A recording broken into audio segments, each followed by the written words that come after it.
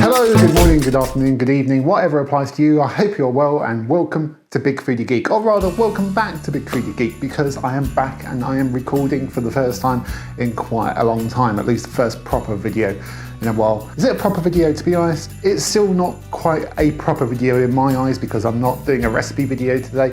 I did try and do a recipe video for my first video back. I recorded it, it went well, it looked great, but all the footage did not record. I lost some of the footage, or rather some of the footage just hadn't recorded. So I couldn't use the video.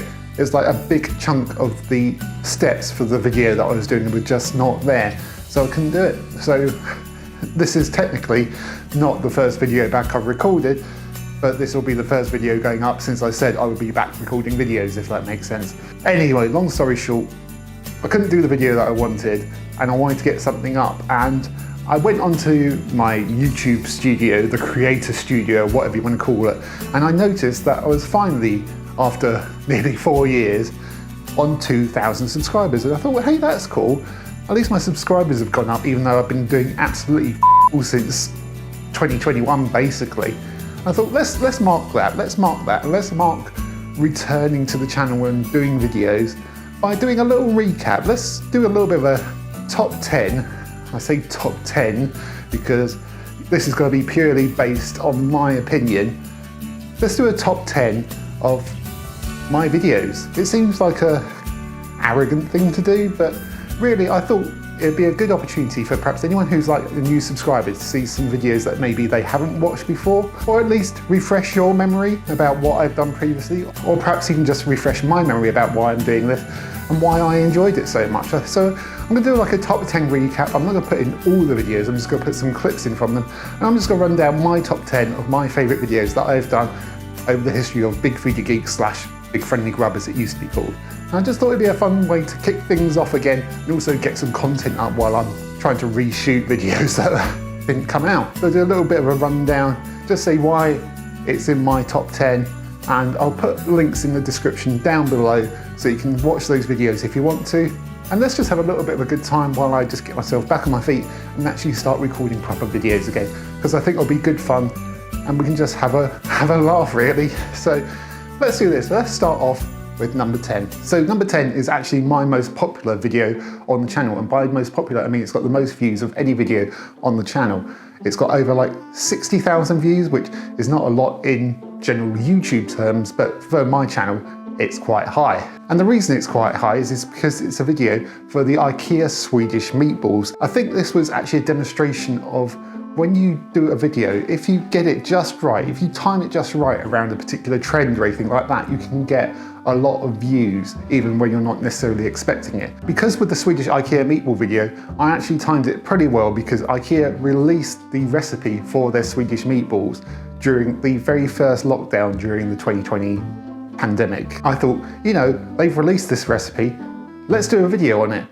It'll be fun and we can actually see if it's any good. And I think because I got on it so quickly, like I did the video like the first day or two after they released the recipe, I think lots of people were just searching for it and it got quite popular in a very short amount of time. Since then, obviously the views have slowed down, people don't care as much, you know, that trend is over, but for me, it was a really big success and that really made me happy at the time because I've always struggled to get views and things on the channel. I've always tried to do things my own way and it doesn't necessarily equate to views, but that one, it was a real success for me in terms of views and things like that. And I'm still happy with it these days, even if there are videos I consider better on the channel, and that's why it's at number 10. So let's have a look at some clips of that and then move on to the next. The IKEA Swedish meatballs, and they've given us the recipe for the sauce that goes with it, which is, to be honest, I think is one of the best bits. So I'm going to give that a go. I'm going to show you how to do it. I say show you how to do it. I'm going to attempt to do it and maybe it'll work and then you'll see how to do it. So let's give it a go. Right, so the first thing we need for our meatballs is meat, and they say to use 500 grams of beef mince and 250 grams of pork mince. They don't specify what sort of fat content to have in the beef, so I've got 5% fat here because that's what I had in my fridge. And basically, I haven't quite got the same quantities that they've got. I haven't got quite the same ratio, but it is nearly there. It's just slightly off, but we're making do with what we've got at the moment. So I'm going to just mix that together now, just get the pork and beef squished together. Get in with your hands because, to be honest, it's the best way to do it. It's also kind of therapeutic.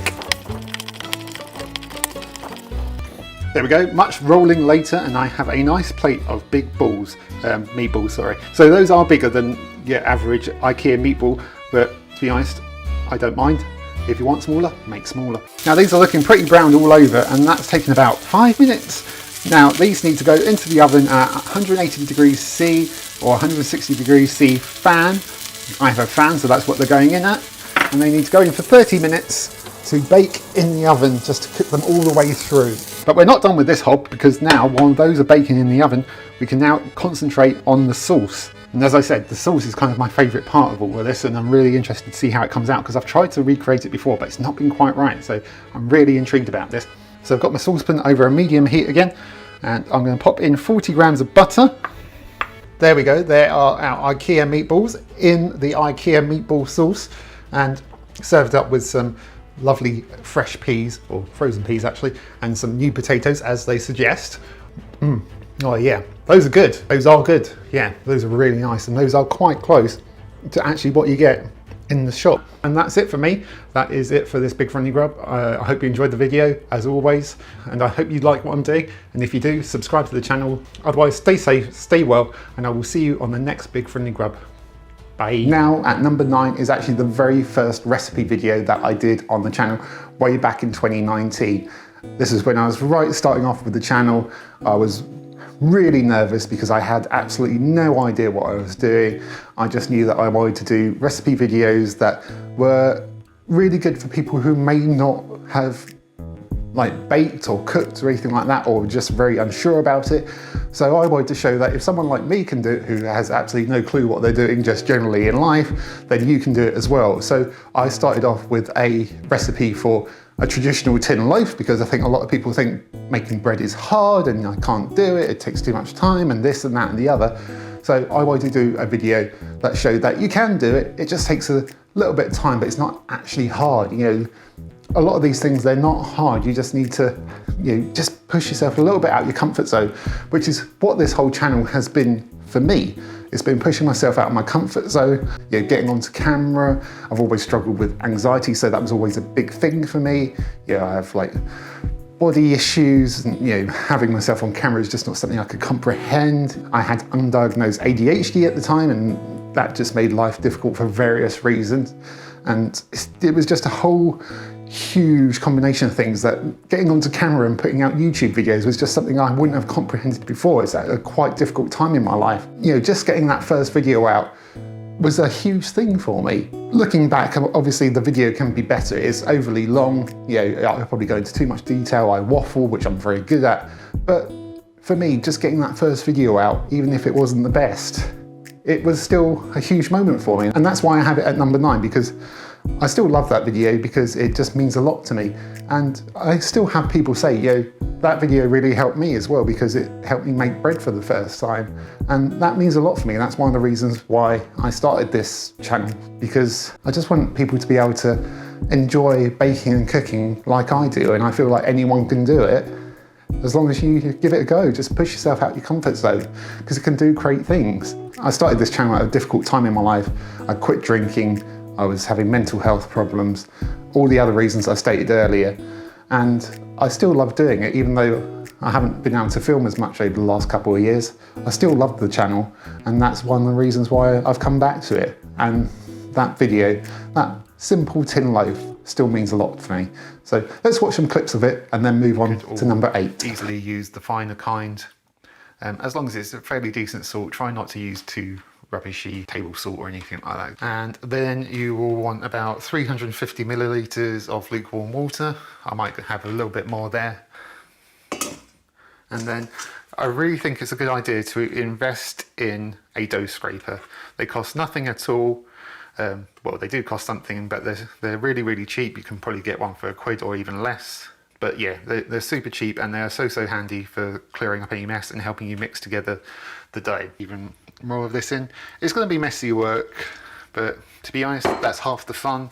You know, you get your parents when you were a kid saying, oh, don't make a mess in the kitchen. To be honest, if you're doing a good job, you're going to be making a mess. Now, depending on how long you've been doing this, if this is your first time, you're probably going to want to do this for a good 10 minutes. If you've got a really good kneading technique, then you probably only have to do this for about 5 minutes or so.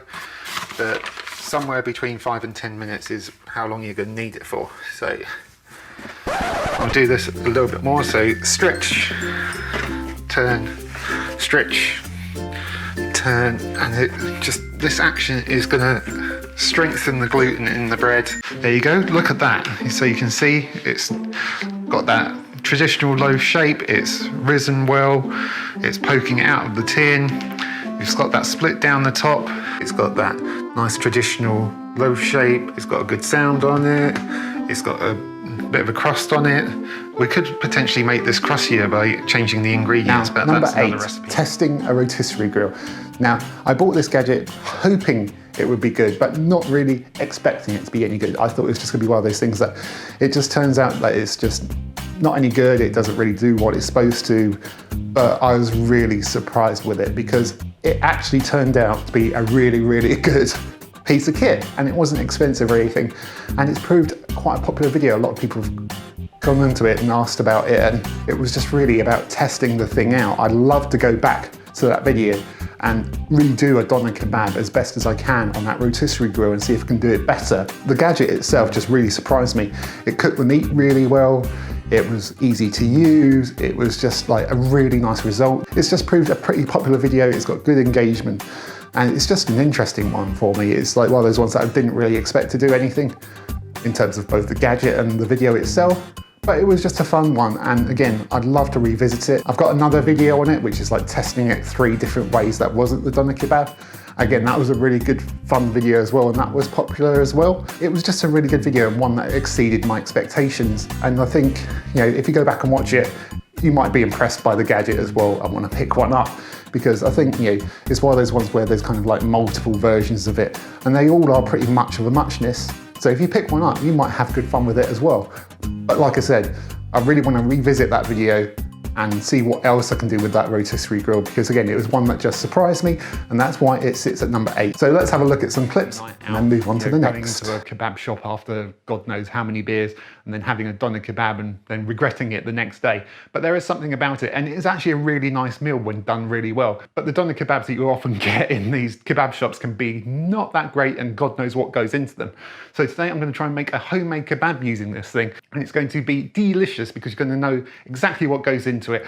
It's not going to be like God knows what, like bums and eyeballs and things like that. It's going to just be 100% lamb and some lovely seasonings and spices. And here is the thing itself. It's pretty big actually. It's a lot bigger than I thought it would be.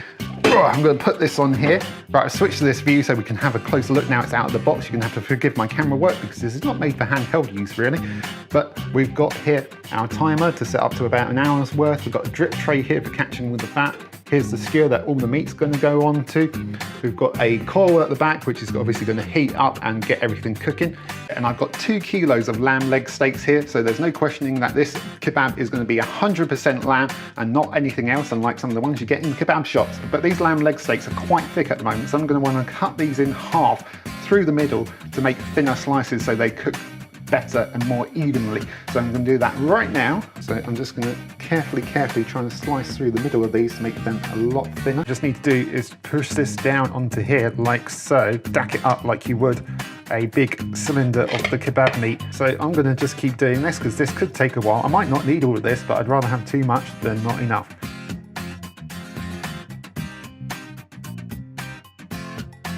Right, I think that's plenty of meat. The rest I can use another time. So I'm going to get this slotted onto the rotisserie grill and we can get this in some garlic. I've got 2 cloves here. Look at me being restrained with the garlic. Then this won't be a chilli sauce without my chilli, so I'm going to put in about 200 grams worth of Scotch bonnet chilies. I'm going with Scotch bonnets because I like a bit of kick. If you want it milder, you could just go with plain red chilies. If you want it hotter, you could use something else, like, I don't know, a California Reaper or a Trinidad Moruga Scorpion chili, if you feel like having your sauce that hot, but you want some flavour in here, you just don't want that.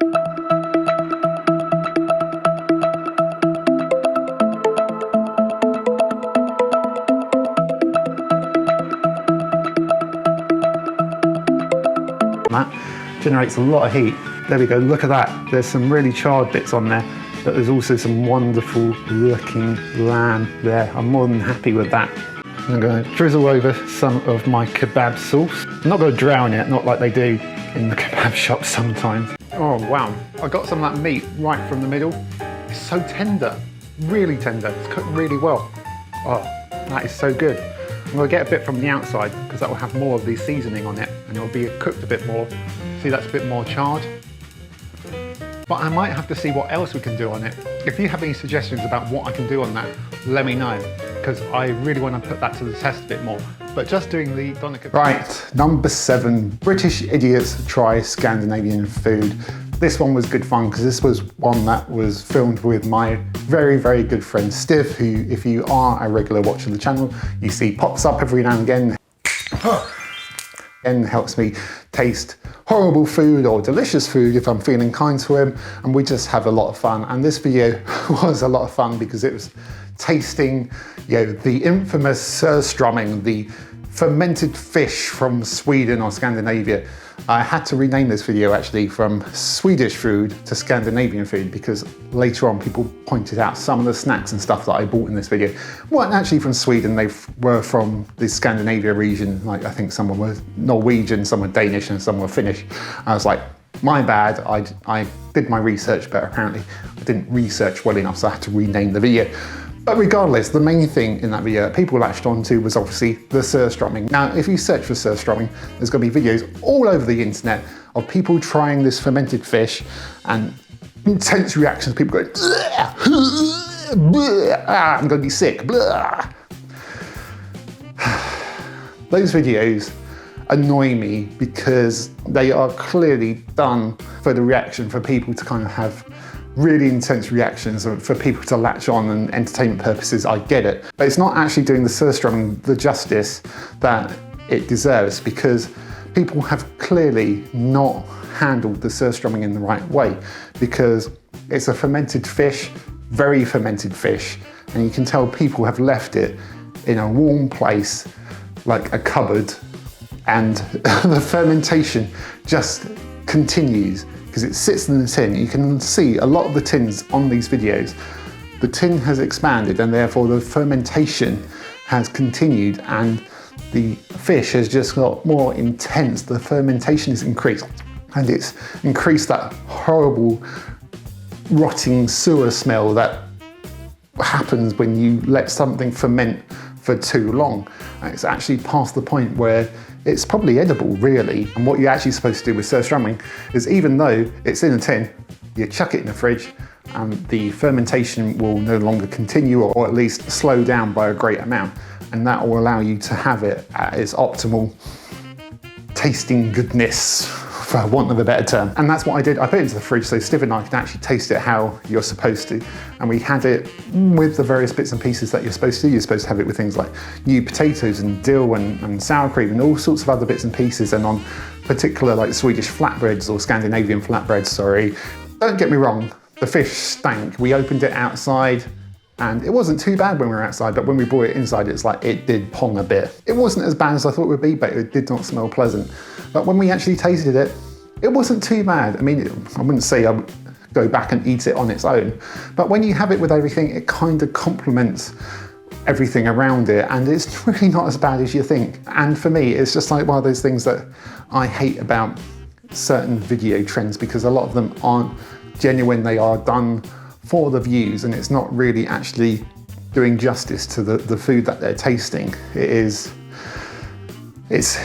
it's one of the reasons why my channel doesn't take off, because I don't try and hop on those trends or try and do things just for the views. I wanted to give the surströmming the justice it deserved, and I still had good fun with it, and it's still a popular video. And I've actually had a lot of nice comments from people from Sweden saying, you've actually tasted surströmming properly, you've done well for an English person, and I'll take that, I will take that. And that's why this sits at number 7. So let's look at some clips from it. All kinds of fun. So, are you ready? No. They're tough. Okay. Let's go do this. Right, here we are outside. Oh, God. Thankfully, it's not too cold. We've got lovely sun. It's lovely, beautiful. It's a beautiful day, actually. It's gorgeous. Beautiful day for... You're about to ruin it. It's my job, really. Come on, Matthew, let's... But don't you want me to string this out even further? No. You've been like looking forward to this all day. Don't you want me to build it up? We've been watching YouTube videos of other people going blur, and I honestly don't think it's going to be as bad as everyone says. No, I hope not, because I've done the sensible thing and kept this in the fridge. So, yeah. In the water first, under the water. Under the sea. Under the sea, and then we go click. Oh no, oh what a shame it didn't work, okay. This is a crap can opener, and try and then do this under the water. Oh. Oh, there we go. No, there's the bubbles. Oh. I can't smell anything yet. Oh, there we go. I'm getting... Oh. Just smells a bit far. It smells like a bit of a guff. All right. Can is back on. I need to hold this down properly. We have a feast in front of us. A veritable feast, I tell you. Yeah, so... Obviously, we want to try and do this properly. We don't want to just like go in and just taste the fish and go, oh God, it tastes horrible. So we've got our SURSTRÖMMING here. Hopefully you can see this. But we've also got potatoes, some dill, sour cream, and some raw onions because Stiv has to travel on the train later, so I'm going to send him home smelling of both fish and raw onion. Cheers, or whatever cheers is in Swedish. Yeah, I don't know. I won't pretend. Oh, don't drop it. It's all right, I'm losing the onion. Right. Onion's fine. Yeah. Don't drop the fish on the floor. There we go. Right.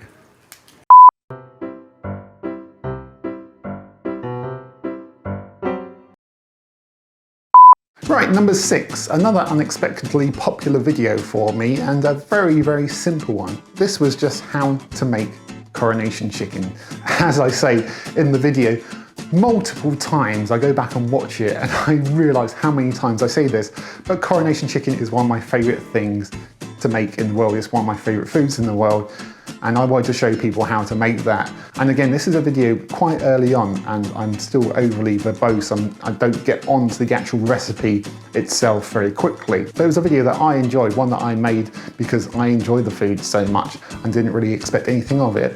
But it's still a popular video for me. I think it's got over 10,000 views just for making Coronation Chicken, so it's actually a lot more popular than I expected. And yeah, it was just one that surprised me because I didn't expect that many people to be searching for Coronation Chicken videos, but I guess it is more popular than you realise. But it was just one of those videos that came out of the blue. I didn't expect it to do anything, but it did. It had good traction. It's still a popular video, still people search for it, still people go on to it, and people enjoy the recipe that I did, as well as it just being a popular video. Even though I do tend to go on and on a bit in it. I could probably have halved that video.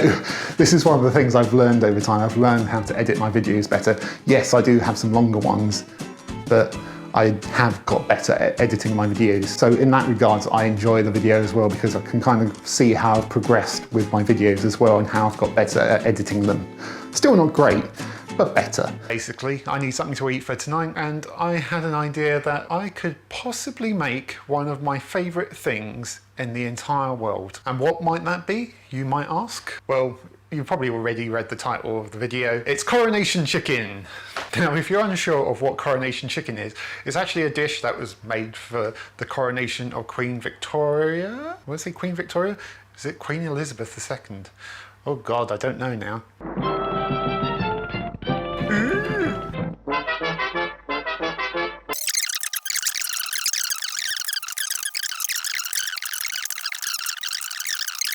Right, for our Coronation Chicken, we're going to need some cooked chicken. As I mentioned before, you can totally use this with leftover chicken from your roast or from last night's dinner, whatever that may have been. Well, assuming it's chicken. Tablespoon. And then we are adding in a pinch of saffron. And I do mean a pinch because you don't get a lot of this stuff in one go because it's super expensive. It is pretty much one of the most expensive things on the planet per gram. That's our poaching liquid, so we just need to melt that butter in and bring this up to a gentle simmer. So our liquid is poaching away, so I'm going to just gently add in our chicken thighs. So I'm going to leave those to poach away for a good 40 minutes. We can make our coronation sauce. And I'm about to show you this for the second time because I was actually just filming this moments before. But then my phone rang and it cut off what I was filming. So I have to do it all over again. See, this is what I started earlier. It doesn't look very appealing now. That's all combined, and now this step is purely optional, but I'm adding in some sultanas now because every time I've had Coronation Chicken, it's had sultanas in it. I'm going for simply the Sainsbury's basic sultanas because I am a basic bitch.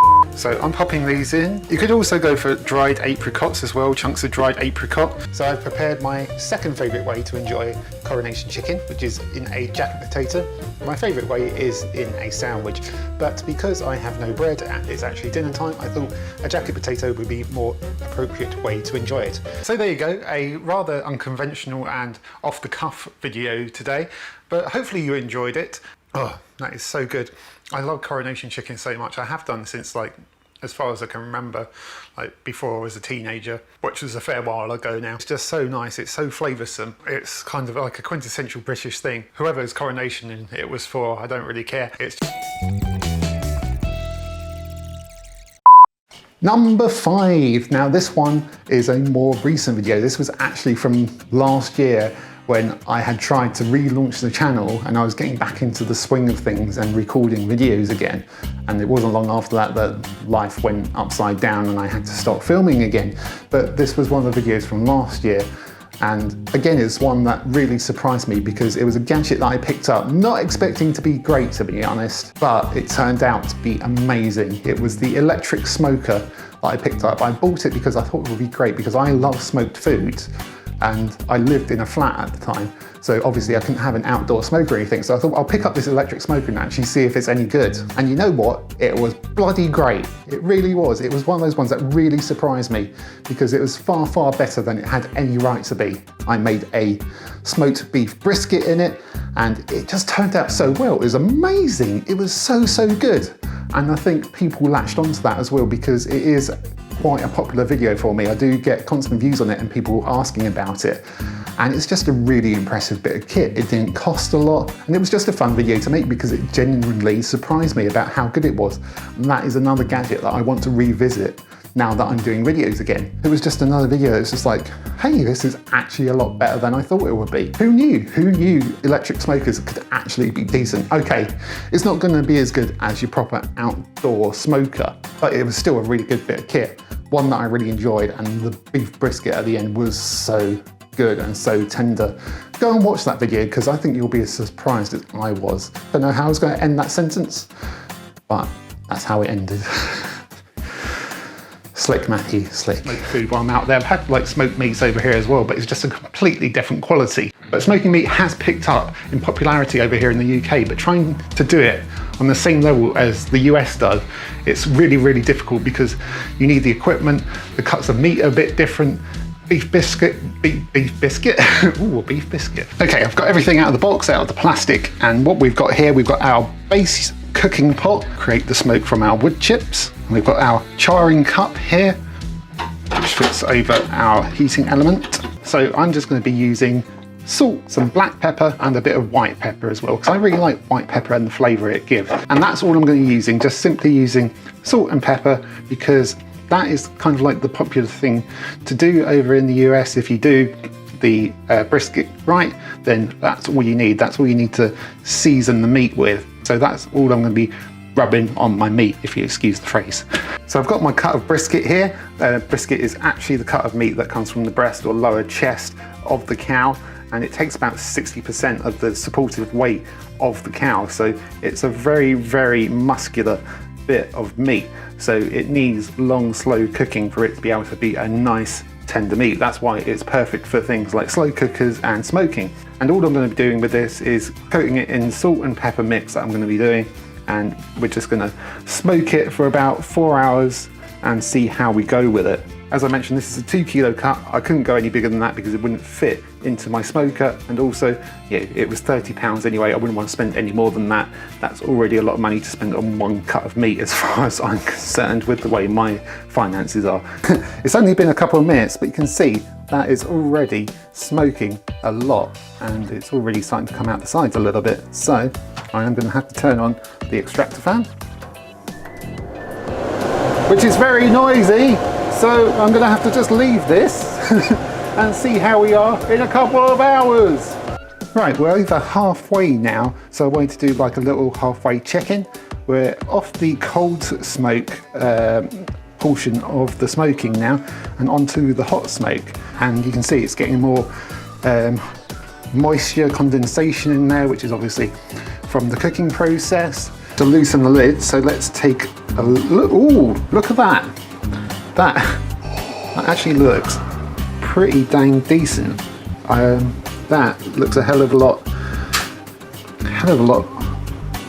better than I was expecting. It kind of has got that bark, it's got a nice sheen on it, it's got a lovely colour on it.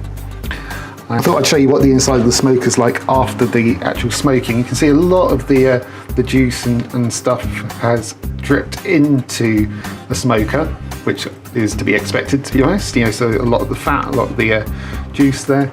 Let's not waste any more time. Let's not cut my fingers. It's not the best angle for me to do this, but oh, look at that. That has come out. Oh, look at the juice coming out of that. But this is the main part. And it's got that brisket waterfall, as they call it, than I thought it would. So I'm just going to bite onto this bit. No dignity whatsoever, no shame. Oh, it's really, really tender. Yeah, I hope you enjoyed it. And if you did, obviously like, subscribe, all those great things. Share it if you can. And yeah, and I will see you next time on Big Foodie Geek. Take care of yourselves. Bye-bye. Did I say the last video was number 5 or number 4? Anyway, this is number 4. Again, this is a very, very early video. This is like the second recipe video that I did. I was still finding my feet and I was still trying to focus on like the classic recipes that I thought people who haven't baked before might just get on well with, but still might not have thought to do by themselves. And this was like the classic Victoria sponge, one of my favourite cakes to make, and just a classic all-rounder. So I thought that's a really good video to start off with. I know how to make it, and it'll be a good one to show people how to make it, but this video, geez, it always comes back into my mind just because of this stupid mistake I make in it. It is such a funny moment for me because it has this moment of realization where I just make this mistake, and you can just see, just not even from me saying anything, just from where I'm filming and how my hands just suddenly, like, my hands say everything in this video about this mistake I make. But it was just this one moment where I'm cracking eggs into the mix for the Victoria sponge, and I specifically say on camera to crack the eggs in one at a time to avoid splitting your mix. And what do? I crack the bloody things in all at once, and you can just see just from my hands how I suddenly come to this realization, like, Matthew, you f***ed up. And it's still a funny moment I reference in my other videos because I will never ever let myself forget it. And that's why it sits at number 4, just because it's a fun moment, and I will always remember it, and I will never let myself live it down. And I don't deserve to. Let's watch that. In it, which is quite disgusting. You're going to want to put your butter out probably for a good few hours before using it so it gets to room temperature. If you forget, or if you don't have the time, you can do it in the microwave, but you have to be ever so careful. You need to try and do it in probably about 10-second bursts. And if it starts to melt too much, then it's not going to be any good to you. It needs to be room temperature. It needs to be soft, but not too soft. So probably about that, I would say. See, I've stuck my finger in it. You won't make as much of a meal of that as I did. I was just doing it for dramatic effect, honest. So what we're going to do now is we're going to want to put our eggs in one at a time. Be careful not to get any shell in. So first egg, no shell, excellent, excellent. Second egg, again, no shell. You're best off cracking these on a flat surface rather than a surface with an edge, because you're more likely to get the shell in them that way. Don't ask me why, it's just how it works. It's how it's always worked for me.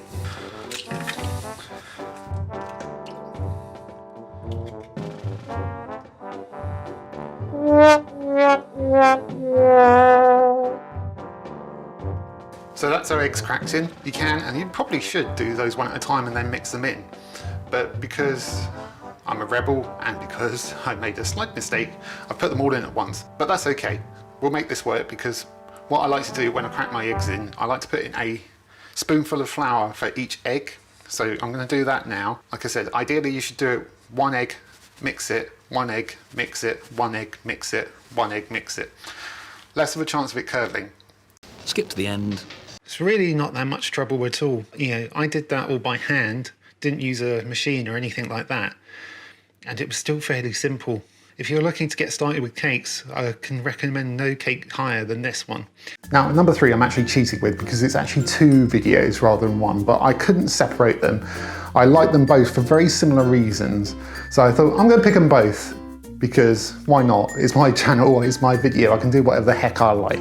So I've actually picked 2 videos, but they are for very similar reasons why they are at the number 3 spot. Now these videos are 2 recipe videos. It is for Bakewell Tart and Tiger Bread. 2 great recipes, 2 of my favourite things to make, and they both came out exceptionally well. Probably the best result I've had with both of them. For me, having that great result on camera was just fantastic because I've made things on camera that I've made before, but they've not turned out as well as I have done them previously. And it happens every time. You know, things aren't going to turn out exactly the same every single time, unless you're a professional baker who does these things every single day. If you're an amateur cook and baker that does things at home like I do, things aren't always going to come out the same. But these things came out fantastic. They came out so well, I was so chuffed with them.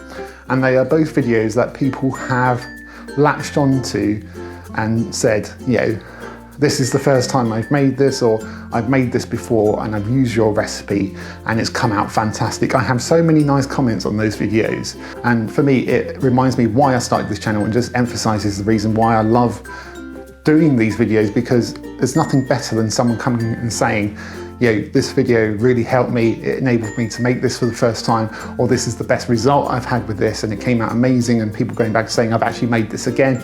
And the comments on those videos, they just warm my heart a lot of the time because it is just people just saying how grateful they are for the video. And even if they're not necessarily the best ones I filmed, the Bakewell Tart one is a very early video. And again, I can probably edit it better, but I would never want to go back and change that because so many people have said they've had such a great result with it. Again, for that reason, because it is an early video and one that's really taken off, like I still get constant views on it. It just makes me happy because even though it's very raw, I'm not that great at presenting in it, people still really say they appreciate that video, and for me that means everything. And the same with the Tiger Bread as well. People have come onto that video and saying, this is the first time I've made this, it came out so well. Yeah, it just warms my heart. They both warm my heart so much, and they're just great videos for me because it just emphasizes why I started doing this. So let's have a look at those clips and then we'll move on to number 2. Rub it into the flour. Just take your time with it. It's actually quite therapeutic, I find. If you get to the point where you think your hands are getting too warm, what you can do is grab a knife and start using that to kind of cut through the butter. But I'm just going to keep doing this for now until it gets to a point where I'm fairly happy with it. Look at that, that's come out really well. I'm really, really happy with that. The pastry's come out nicely. I am definitely happy with that.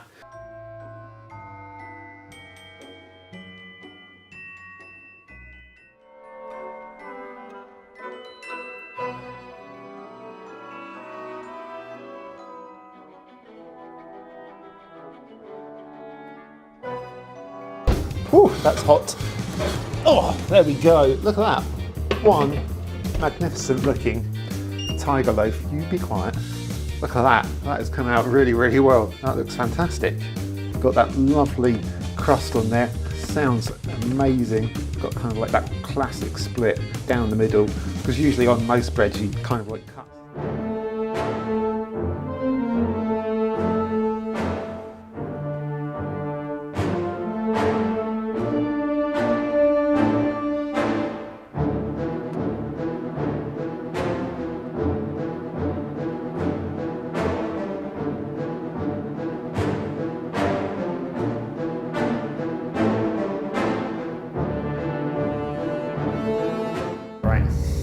Number 2. Now, saying this is a top 10 moment is probably stretching it a bit because Quite frankly, this video was horrible. It was absolutely horrible because it was me and Steve again doing the Death Nut Challenge. Now, I've had spicy food before. I'm usually pretty good at tolerating spicy food. And this was one of those videos where you see people do this challenge and have intense reactions to doing this challenge. But in this case, it's not like the SURSTRÖMMING, it's not being put on, it's not been made deliberately worse than it is. It is genuinely a horrible, horrible challenge. Even for me, who's pretty good with spicy stuff, this was horrible. Yeah, Steve and I, we did this Death Nut challenges. Basically, you have like 5 sets of peanuts, starting off from the lowest Scoville amount in the challenge, which is still bloody high. It's still bloody high. It's still very, very hot. And then you ramp up a bit by bit, having to like wait between trying the nuts and making sure you don't tap out from the heat and things like that. Then slowly working your way up to the hottest peanut in the challenge, which is 13.2 million Scovilles. That is absolutely ridiculous. To give you an idea, a jalapeno is about what, 40,000 Scovilles, something like that. So we're talking like God knows how many times hotter than a jalapeno, and you know, jalapenos really, they aren't that hot, but you know, they've got a kick to them. But just to give you an idea, because for some people jalapenos are too hot, but these were just unbearable. Now, I straight up did not have a good time, bro, on the video. You can go and watch the video and see that for yourself. But what you didn't see afterwards is how bad I was after the video. Now, after finishing the video and getting over the initial, oh my God, this is awful, this is horrible and spicy, and I'm sweating and I feel like I'm gonna die, things did settle down and I thought, right, I'm okay. But Steve and Laura had visited that day, obviously, because Steve was in the video, and I said, don't worry about getting the train home, I'll drive you home. We got into the car. It's not too long of a drive home from where I was living to where they are. It's probably about 50 minutes or so. So we got into the car, we got onto the motorway, and probably about 5 minutes or so after getting onto the motorway, I suddenly started sweating, I got stomach cramps, I just felt awful, and I thought, if I don't pull over, we're going to crash. And I was not in a good way. Thankfully, there was like a lay-by nearby, like literally just over to the side of the road, so I didn't have to like drive like that for very long. And I had to sit for a good 5 minutes or so and let this wave of like stomach cramps and sweating just work its way out, because I just felt so bad. And it's just like, I've never had a reaction to spicy food like that before. And it just goes to show like how spicy these things are. It was just not a good time. And I think, and usually I say with these challenges, like, you know, yeah, give it a go, there's no harm in it. Not with this one. It was bloody awful. If anyone says, do you want to do the Death Nut Challenge? Don't do it, it's not worth it, it's not big, it's not clever. Just don't do it. Just learn from my mistakes. Don't do it, for God's sake, don't do it. Anyway, go watch some clips of me suffering and then we'll get on to my personal #1 video on the channel. It is all covered in basically hot, spicy coatings. So, Morning. Contains peanuts. I'm allergic to peanuts. you had peanut butter on the last video. Damn it. Nice try, but no. 3, 2, 1.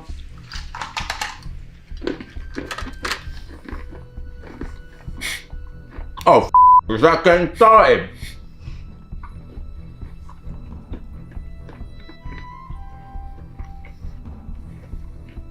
Alright.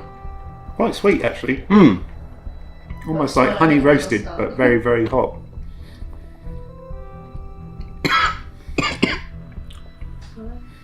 60 seconds left. Hello, darkness, my old friend. How you feeling, Steve? Oh, yeah, okay. Nose is starting to run. It's a tongue. Yeah, right. Ready? 3, 2, 1, cheers.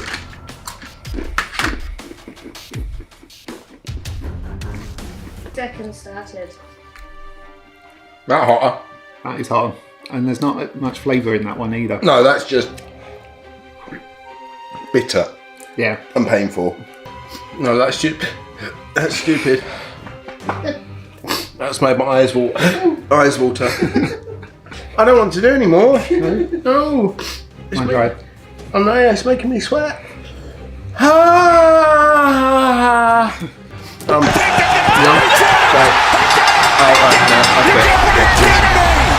I quit. No, you can carry on, mate. I will carry on. You're mad.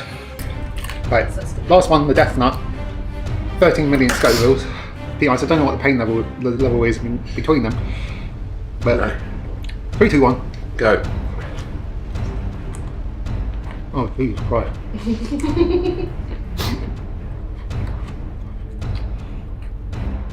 You said it loosens it, and then it kind of goes back to it.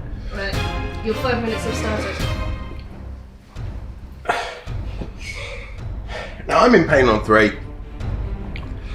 It's just... my hands are tingling. You're shaking. Is it as bad as the chocolate?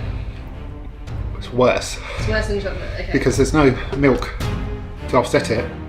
Because there's a powder in it. It coats your mouth and your throat a lot more. Right, number 1. Now you're thinking, what could possibly top Matt being in huge amounts of pain and discomfort? I enjoyed that a lot. Well, for me, it's the giant Jaffa cake. I've done a few giant food videos on the channel before and they've been good fun. I was kind of inspired to do them by Barry Lewis, who was one of my inspirations for starting this channel anyway. He's a good, fun, ordinary bloke doing good food and just making it look fun and accessible, and that's kind of what inspired me to do this. So I kind of wanted to follow in his footsteps, and the first couple of videos that I did were kind of like, very much off the back of what he was doing. But the giant Jaffa cake video for me was just so much fun, and the end result was so good. It just turned out better than it had any right to be, and any expectations I had were blown out the water. Just a good fun video to do. I'd done it because I'd hit 100 videos on the channel, a number that I hadn't thought I would reach. I thought I'd probably just give up well before then. And it was just a video where I really enjoyed it. Nothing went according to plan really. I had a real issue with getting the jelly to set, and I had to go back and do it again, and there was this whole thing which you can see in the video itself, and I had to do a montage of doing the jelly again. But actually once I cracked it and once I got that jelly sorted and it all came together, it just turned out really, really well. It looked fantastic. It looked like a giant Jaffa cake and it tasted like a giant Jaffa cake as well.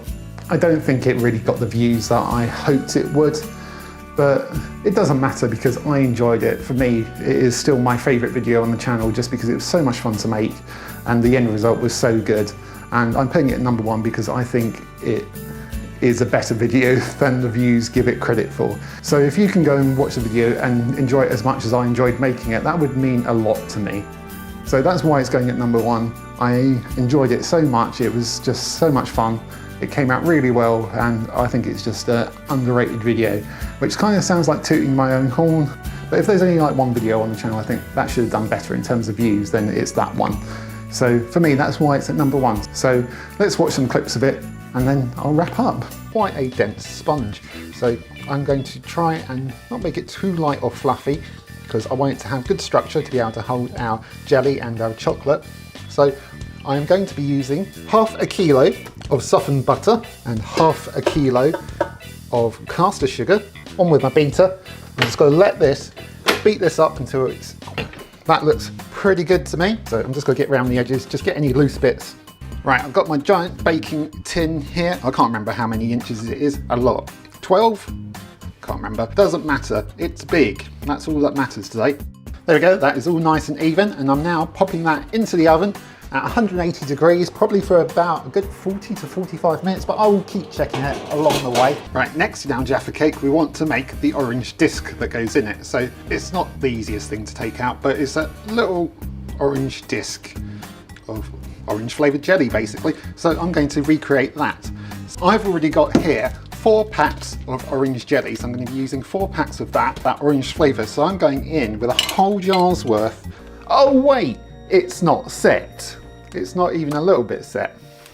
It's just like still mostly liquid. You've got like some setting along the bottom, but that's it. Right, it's montage time.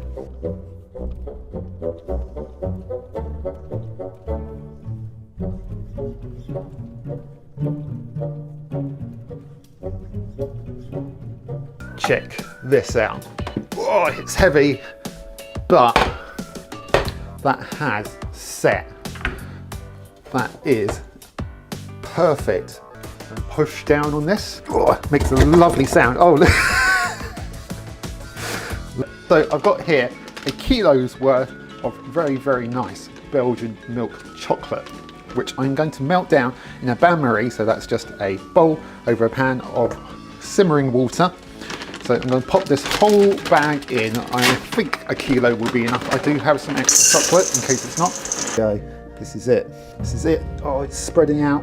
Hopefully, with it being in the fridge, it will have given it enough. Oh, it's looking like a Jaffa cake. It will have given it enough time to chill.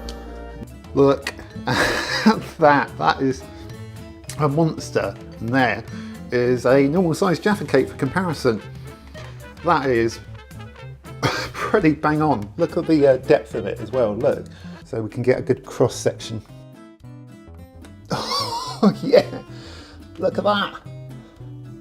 Look, that is a big wedge of Jaffa cake. That is insane. This is going to get messy. There's no other way to do this. This isn't going to be pretty, but here it goes.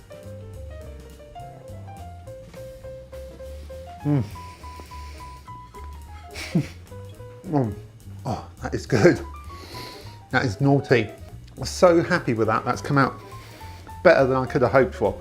It was a challenge, obviously, and that jelly was a pain in the butt the first time around. I have no idea what went wrong. I think I just got my ratios wrong, but second time round, that's turned out fantastically. It looked the part. I'm just really happy with that. What I'm going to do with a giant Jaffa cake. So there you go, that is the top 10 videos of Big Foodie Geek. Well, top 11 technically, because I picked 2 for number 3. But never mind that, that is my top 10. And yeah, going back over those was a lot of fun because it just reminded me why I started this channel and why I enjoy doing it so much. And that is why I'm back, because I want to pick that up again. I want to be able to do fun videos that people enjoy, people find useful, and it is a really good outlet for me about me pushing myself out of my comfort zone, because again, the last year and a half or so, last 2 years have not been easy for various reasons. Life has turned itself upside down. I've had to move, I've changed jobs and things like that. I've had to struggle with my mental health and all sorts of things, and I thought, if there's one thing you can do, Matthew, is get back to doing videos, because you enjoyed it and you were getting good at it. I don't like giving myself too much credit for anything, but I was getting better at it, and I probably stopped doing it at a time when, you know, I think things could have got even better in terms of the videos, but it was just at a time where I was struggling, so it just didn't make any sense. But I'm back now and I'm hoping to really get back into the swing of things. And this video was just good for me because it's a good reason to remind myself about why I do this. And hopefully it's giving you some insight to some moments that maybe you missed before, or some moments that maybe you enjoyed and just want to go back to. And just to give like people who are new here, give you an idea of what to expect. So please don't unsubscribe off the back of that. But hope you enjoyed this. It was good for me. And keep an eye out for new videos. Hopefully we can create a new set of top 10 moments from now on with new videos. So I'm going to get back onto those very soon. Hopefully any videos I create going forward, I won't lose the footage. So I really hope you enjoyed this. Thanks for subscribing. Thanks for sticking around if you've been subscribed all this time. And I will see you next time on Big Foodie Geek. Take care of yourselves. Bye-bye. Because with the IKEA Swedish Meatballs video, it was actually a lesson in good timing, because IKEA released the video. Roko's using her litter tray. She always uses it when I'm trying to film. No matter what, she always manages to use her litter tray when I'm trying to film.